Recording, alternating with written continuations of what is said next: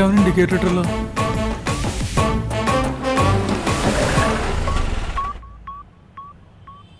അവൻ ഒറ്റക്കായിരിക്കുമല്ലോ അല്ലേ?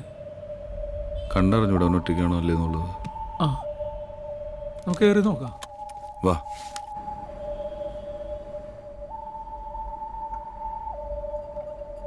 ആവശ്യം നോക്കണ്ട. രണ്ട് ചായ. ചേട്ടന്മാരെ ഹായ്, ഇവിടെ ഇരിക്കാം.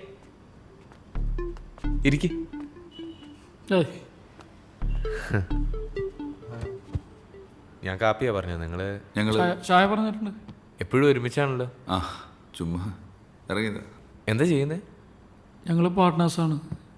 എൻ്റെ പേര് ഗിരീത്. ക്ലീറ്റസ്.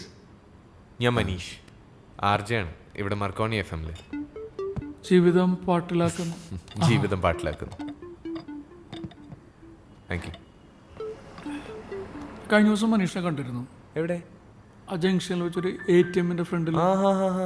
അവിടുത്തെ സെക്യൂരിറ്റി ഗാർഡിൻ്റെ ഒരു ഡെസ്റ്റിൻ റിലേറ്റീവാണ്, സുഖുവേട്ടൻ. ആളെന്നെ കുഞ്ഞിൽ ഒത്തിരി എടുത്തോണ്ടൊക്കെ നടന്നിട്ടുള്ളതാ.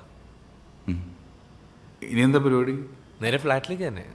ഹോംവർക്ക് ഉണ്ട് നാളത്തെ പ്രോഗ്രാമിന് വേണ്ടി, അത്ര തന്നെ. പരിപാടി ഇടയ്ക്ക് ഞങ്ങൾ കേൾക്കാറുണ്ട്, നല്ലതാ. Thank you.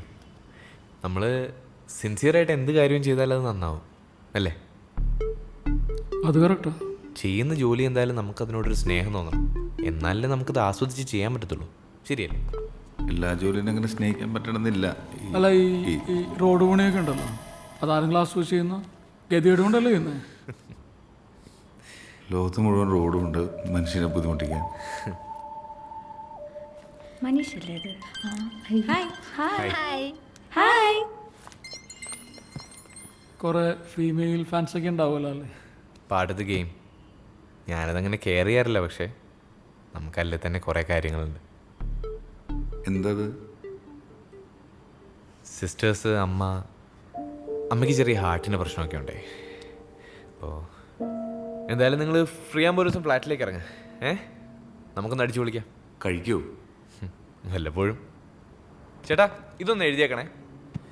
ഞാൻ ഇറങ്ങട്ടെ. അപ്പോൾ ഡ്രോപ്പ് ചെയ്യണോ? വണ്ടിയുണ്ട്. കാണാം അപ്പോൾ. ശരി.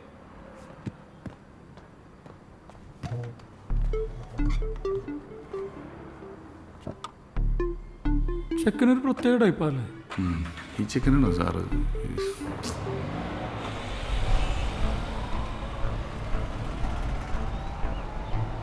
കാര്യങ്ങൾ ബുദ്ധിമുട്ടാവാൻ എന്തെളുപ്പല്ലേ? കാര്യങ്ങൾ എളുപ്പമാനും ബുദ്ധിമുട്ടല്ലേ?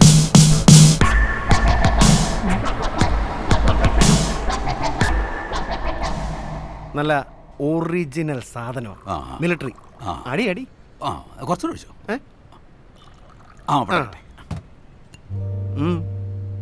എങ്ങനെയുണ്ട്? അതാണ് മിലിറ്ററി.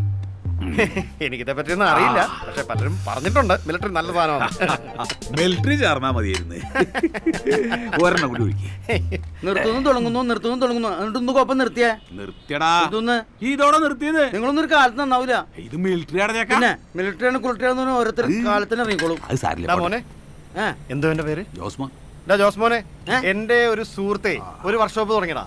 നീ വരുന്നോ? നിന്നെ എവിടെ ചേർക്കാം? എനിക്ക് താല്പര്യമൊന്നുമില്ല.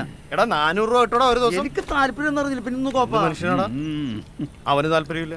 അവൻ പ്രമാണി. തമ്പി ചേട്ടാ, എന്റെ സ്കൂട്ടറിന്റെ കളർ ബ്ലാക്ക് അല്ലേ? ആയിരിക്കും. അതൊന്ന് വൈറ്റ് ആക്കിയാലോ എന്നൊരു ആലോചന. എന്തിന്? നിനക്ക് വൈറ്റ് ചേരില്ല. അതെന്താ? ബ്ലാക്ക് മതി. നീ രാത്രിയിൽ ഇങ്ങനെ സഞ്ചാരമൊക്കെ ഉള്ള ആളല്ലേ, അതുകൊണ്ട് നിനക്ക് വൈറ്റ് വേണ്ട, ബ്ലാക്ക് മതി. തമ്പിയണ ആ ക്ലീറ്റിസയുടെ വരാൻ നേരം കേട്ടോ. വെറുതെ മായലൊക്കെ തെറിയാക്കണ്ടാ.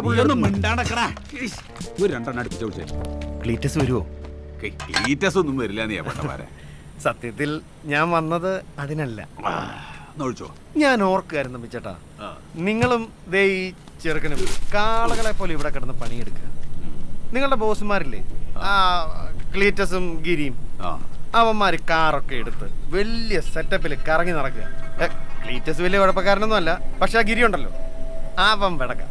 സത്യത്തിൽ രണ്ടും ചെറ്റകളാ. അവന്മാർക്ക് അവന്മാരുടെ കാര്യമുള്ളൂ. എന്നാൽ ഇവന്മാർക്ക് എവിടുന്നാ ഇത്രയും പൈസ വന്നതെന്നാ ഞാൻ ഈ ആലോചിക്കുന്നു. നല്ല തട്ടിപ്പായിരിക്കും. നീ പറഞ്ഞു വരുന്ന കാര്യങ്ങളൊക്കെ എന്താന്ന് എനിക്ക് മനസ്സിലായി. എന്നാ ഞാനൊരു കാര്യം ചോദിക്കട്ടെ. നീ ഈ ചളുക്ക വിഗ്ഗും വെച്ച് എന്നോട് ഈ വക ഊള വർത്താനം പറയുന്നത് എന്തിനാന്ന് എന്നോട് ഇപ്പൊ പറയാം. ഞാൻ നിങ്ങളോട് സ്നേഹം കൊണ്ടാ. എന്നോട് പറയണ്ടേ എന്താ വേണ അല്ല ഒന്നുമില്ല വെള്ളം ഒഴിച്ച് തലയിൽ കയറിയതാ. ക്ലീറ്റസും ഇവിടെ ഗിരിയും ചെറ്റകളാണ്. നീ ഒന്നുകൂടെ നമ്മുടെ ക്ലീറ്റസ് പണി നീ പറഞ്ഞടാ. ഞാനൊന്ന് പറഞ്ഞോട്ടെ. അടിക്കാൻ പാടില്ല. ഒരു സാധനം താഴെ കളയല്ലേ. ഞാൻ എടുത്തെറിയണത് കൊണ്ടുപോണത് പോടാ പോയി പോടാ പോയി എന്റെ രാത്രി കെട്ടി വിളിച്ച് പറയാൻ പറഞ്ഞിട്ടാ ദൈവമേ അവൻ ഊമയായി പോട്ടെ. പറയും ഞാൻ എന്നാലും ആ മിലിറ്ററി കൊടുക്കണ്ടായിരുന്നല്ലടാ. നിങ്ങളൊരു കാലത്ത് തന്നവര് പണ്ടാറം പിടിക്കാനായിട്ട്